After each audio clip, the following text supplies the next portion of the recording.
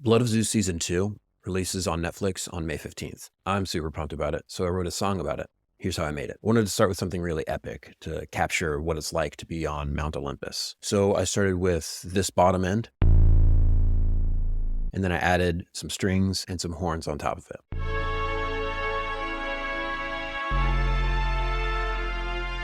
The samples I'm using are from Spitfire Audio, their Originals Cinematic package. I'm using the strings package and also the brass and woodwinds.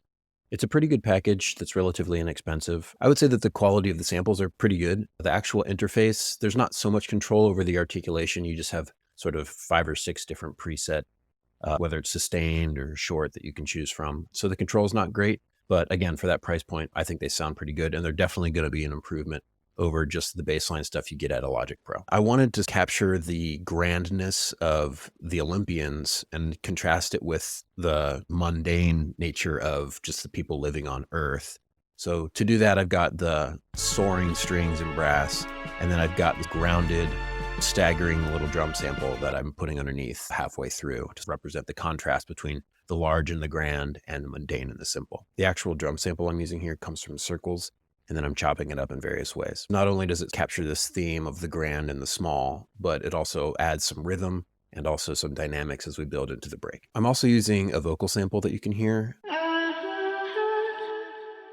I've always been really self-conscious of my own voice. I'm not a strong singer, and I don't really know how to record vocals really well, so I've always been on the hunt for really good vocal samples that I can use in my own songs. Initially, I started doing remix competitions because there they give you the stems. So I did one where I was able to get stems from Lucas Graham or Mothica, people that have gone on to do really well. And you can actually use their samples in your remixes. The catch, though, is that you can't use those samples in your original work. So I actually found in Logic, there are some raw audio samples that you can use. They're simple, but if you actually go into Alchemy and then look under vocals, and then import the audio under any of these samples, you can actually find the raw, unprocessed audio files that you can use and stuff. And that's what I'm doing here. And I'm basically just using it as an instrument.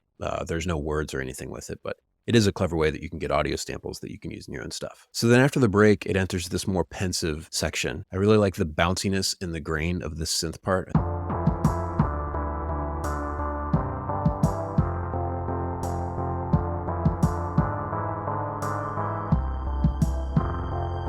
For me, it captures the reflection that the main character in Blood of Zeus, Heron, has to go through. The heart of the story is really the struggle between two brothers who have been treated terribly, and Heron's brother, Seraphim, chooses to respond to this anger with violence and revenge, and that's tempting to the main character, Heron. Is he going to join his brother in that?